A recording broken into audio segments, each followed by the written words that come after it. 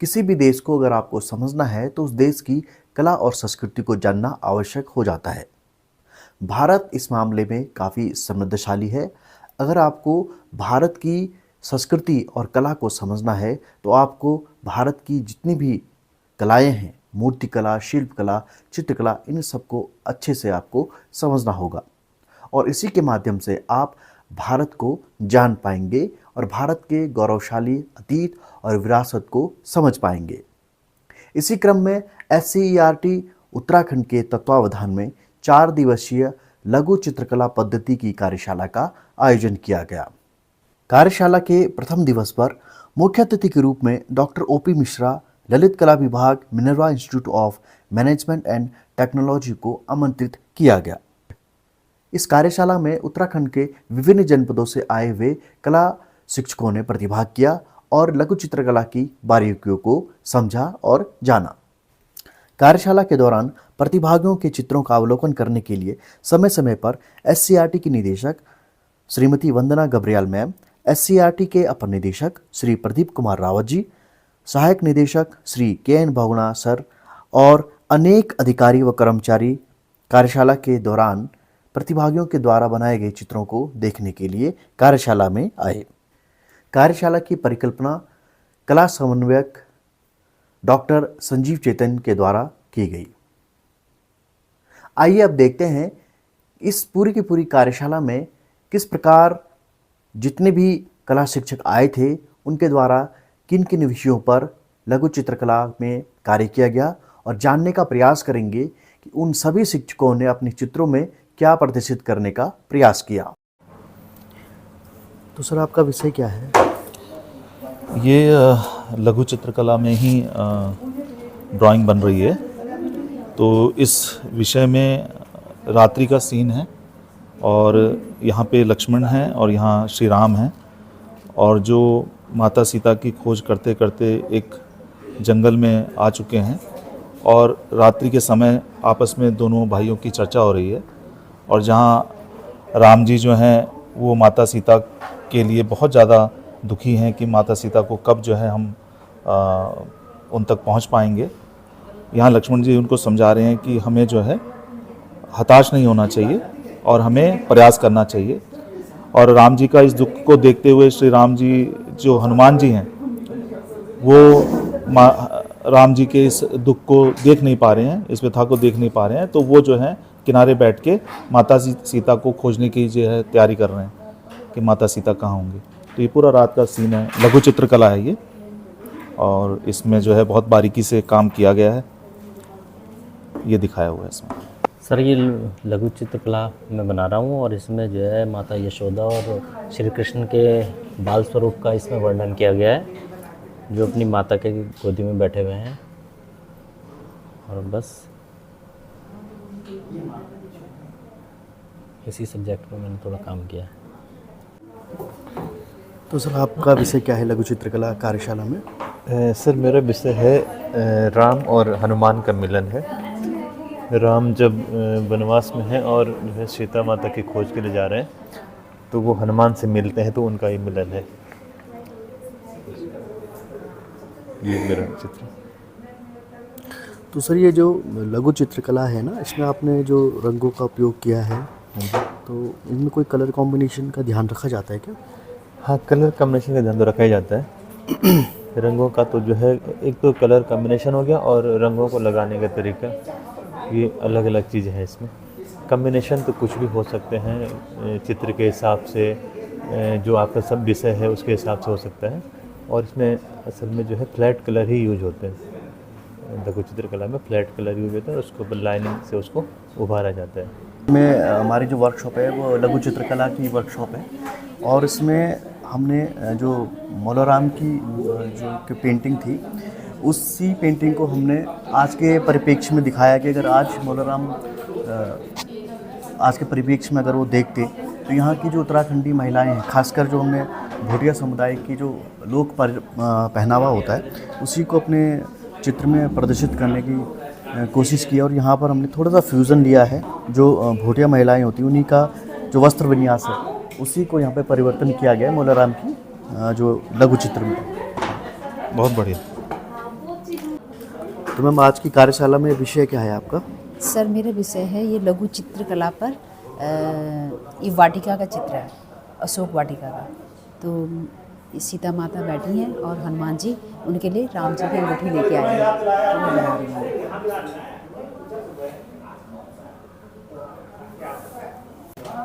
Sir मेरे में श्री राम और सीता माता अशोक वाटिका मतलब वहाँ लंका से वापस आ रहे हैं, तो हनुमान जी उनकी पूजा करते हुए मतलब ऐसे स्वागत करते हुए और इसलिए मैंने इसमें वो करा है। ये लघु चित्र में सर एक ग्रामीण दृश्य है जिसको हमने मिनिएचर बोलते हैं लघु चित्र, उसके अंदर हमने इसको कन्वर्ट किया है, कुछ डिफरेंट दिखाने की कोशिश की है इसके अंदर। इसको एक मिनिएचर आर्ट बोलते हैं और ये इसे लाइनिंग ड्राइंग भी बोल सकते हैं आप, सिर्फ लाइनिंग में दिखाया है और जिस तरह से दिख भी रहा होगा आपको। ये उत्तराखंड के कल्चर के ऊपर भी है। यहाँ पे आपका ये दिख रहा है, ये ड्रेसअप दिख रहा है आपको, ये हांडी वगैरह, ओखली वगैरह, ये सब चीज़ कुछ उत्तराखंड के कल्चर को हमने इसके अंदर फोकस किया है और मिनिएचर आर्ट के साथ। मैंने जो अपनी पेंटिंग में दिखाना चाहा है कि इसमें लघु चित्र में जो हमारे बल ताल से लेके और जितने हमें पहाड़ी शैली में हमारे राजा महाराजा हुए हैं उनकी जो है लाइफ स्टाइल के बारे में मैंने दिखाने की कोशिश की है। जो एक जो हमारे राजा महाराजा हुआ करते थे उनके जीवन शैली कैसे हुआ करती थी और कैसे वो जीवन यापन किया करते थे। सर ये श्री रामचंद्र जी और सीता माता वनवास से घर आए हैं, तो प्रभु हनुमान जी बहुत प्रसन्न मुद्रा में हैं और प्रभु के चरण दबा रहे हैं। हनुमान जी मेरे आराध्य हैं और प्रभु हनुमान जी के आराध्य श्री राम हैं, तो मैंने अपने चित्र में इसको दर्शाया है लघु चित्रकला के माध्यम से। मेरा शीर्षक राधा कृष्ण है, गढ़वाली उसमें ड्रेसअप कुमाऊनी बनाया गया है, जो मिनिएचर फॉर्म में हाँ बना है। मिनिएचर फॉर्म में है ये। हाँ जी। आपका क्या शीर्षक है मैम? सर मेरा लघु चित्रांकन शैली में श्री कृष्ण और सुदामा का एक सुंदर चित्र बना रही हूँ मैं, जो कि देख सकते हैं आप इस प्रकार से है। सर मेरा है गोवर्धन धारी कृष्ण, गोवर्धन पर्वत उठाए हुए हैं और उनके साथ बलराम। बेसिकली वैसे तो मुग़ल चित्रण मिनिएचर पेंटिंग हमारा सब्जेक्ट था, लेकिन इसको थोड़ा सा चेंज किया हुआ है मैंने। मुग़ल जो पेंटिंग्स थी उससे मैंने ये लिया है, जिसके चित्रकार थे मिस्किन। तो थोड़ा सा आप देख सकते हैं इसमें मैंने थोड़ा चेंज कर रखा है कि गढ़वाली थोड़ा सा लुक उसमें लेके, गढ़वाली तो नहीं है खैर, पर थोड़ा थोड़ा ये जैसे यहाँ से पर्वत गाय नहीं दिखा रखे नीचे, तो बस इतना ही है। मेरा शीर्षक है राम और सबरी का दृश्य। राम जब जंगल में सबरी से मिलने गए थे तो वहाँ पे एक दृश्य दिखाया गया है जिसमें सबरी राम को वैसे ही अपना ब्रह्मांड मानती थी। तो इसमें मैंने राम के स्वरूप को काफ़ी बड़ा दिखाया है और सबरी अपने को सूक्ष्म मानती थी और वो बेर खिलाते हुए। बाकी इसमें अपना इमेजिन जो भी जितना सजा सकते हैं, जिस प्रकार से हमारी जो लघु चित्र कला पद्धति की वर्कशॉप है तो उसमें इसको डेकोरेट करने का कोशिश करी है। तो इसका आप देख सकते क्या हैं टॉपिक लघु बना रखा है चित्र। आपने इसमें? हाँ जी सर, ये लघु चित्र है और इसमें मैंने ये दर्शाने की कोशिश की है कि कैसे राधा और उसकी सखियाँ प्रकृति के सौंदर्य के बीच में है। प्रकृति और गोपियाँ और जो राधा है उनके सौंदर्य के आपस के तालमेल में है। Thank you. मेरा ये जो शीर्षक है ये वैसे बड़ी ठणी है, राजस्थानी शैली में है और मैंने इसको गढ़वाली लुक, थोड़ा सा गढ़वाली लुक भी दिया है। इसमें गढ़वाली नथ बनाई है और ये गढ़वाली गुलबंद बनाया है। सर इसमें लघु चित्रकला में मैंने राम जी का और भरत का ये चरण पादुका वाला दर्शाया है। जब वो वहाँ वनवास के लिए चल दिए थे तो उनके चरण पादुका लेकर आए थे कि चलो वापस अयोध्या, तो वही मैंने इसमें दर्शाया है। सर दरअसल मैं लघु चित्रकला में ही राधा कृष्ण को डांस करते हुए दिखाया है और राधा का थोड़ा सा लुक चेंज किया है मैंने, थोड़ा उनको उनके जो गहने हैं वो थोड़ा हमारे उत्तराखंड की जो लेडीज़ पहनती हैं वो गहने बनाए हुए हैं। जी मैम, आपका शीर्षक क्या है इस कार्यशाला में? वैसे तो ये माइथोलॉजिकल पे ही है डिपेंडेंट, लेकिन मैंने इसमें थोड़ा सा अपना टच देते हुए बनाया है।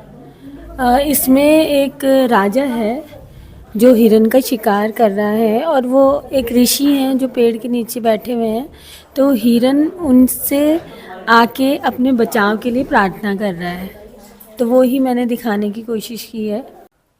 अब बात करते हैं हम इस कार्यशाला की परिकल्पना जिन्होंने तैयार की है कला समन्वयक डॉक्टर संजीव चेतन सर से, और जानने की कोशिश करेंगे कि इस कार्यशाला में किन ऑब्जेक्टिव पर कार्य किया गया और किस प्रकार जितने भी प्रतिभागी शिक्षक यहाँ पर आए थे उनके द्वारा किस प्रकार का कार्य किया गया।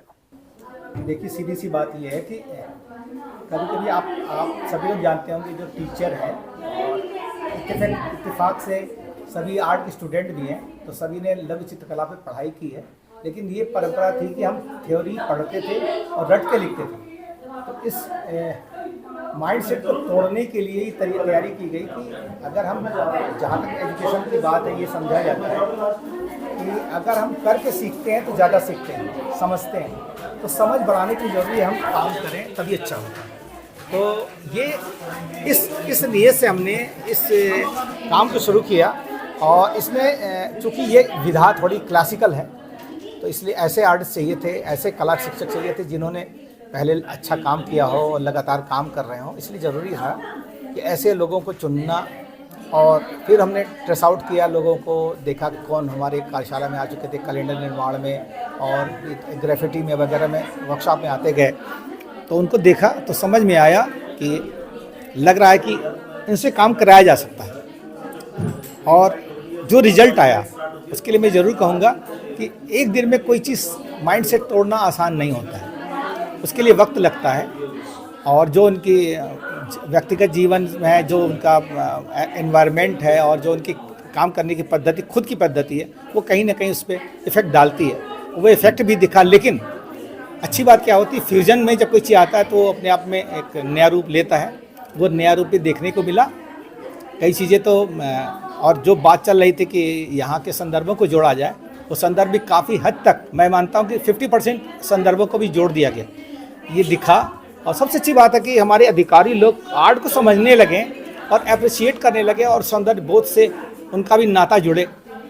ये भी मैं समझता हूँ इसकी उपलब्धि रही है, क्योंकि मैं देखता हूँ लगातार हमारे director madam Pradeep Rawat sir, हमारे एडिशनल डायरेक्टर आते गए और भी हमारे अधिकारी आते गए, शिक्षक भी आ रहे हैं, लोग देख रहे हैं, तो उनका भी सौंदर्य बोध, ये समझना कि आर्ट क्या होता है और इर्द गिर्द में जो कुछ भी चीज़ें दिखती हैं वो आर्ट को नज़रिए से कैसे देखा जाए, तो ये भी डेवलपमेंट मैं मानता हूँ कि ये उपलब्धि है। और ये लगातार, मैं, आपको पता ही होगा कि मैं बार बार लगातार आर्ट के टीचर के अलावा भी लोगों को सेंसिटाइज करने की कोशिश कर रहा हूँ। वो हो रहा है, प्राइमरी टीचर्स भी बहुत काम कर रहे हैं, अच्छा काम कर रहे हैं, और ये श्रृंखला बनती जा रही है। उम्मीद है आने वाले कल में जब ग्रेफिटी करेंगे तो इसका असर दिखेगा। ये इन्हीं उम्मीदों के साथ अपनी वाणी को विराम देता हूँ। कार्यशाला के अंतिम दिवस पर एससीईआरटी के अपर निदेशक श्री प्रदीप कुमार रावत जी ने सभी प्रतिभागियों को प्रतिभागिता प्रमाण पत्र प्रदान किए।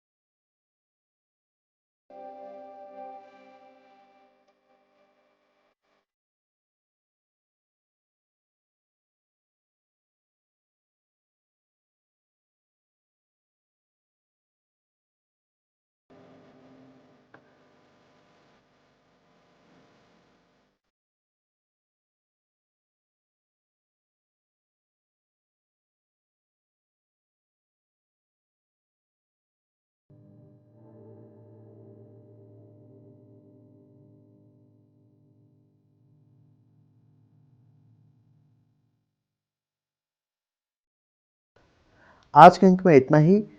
आपको आज का अंक कैसा लगा कमेंट करके ज़रूर बताइएगा। साथ ही अगर आप हमारे चैनल में नए जुड़े हैं तो हमारे चैनल को सब्सक्राइब करना ना भूलिएगा, क्योंकि हम कला जगत से जुड़े हुए विभिन्न प्रकार के वीडियो आपके समक्ष प्रस्तुत करते रहते हैं।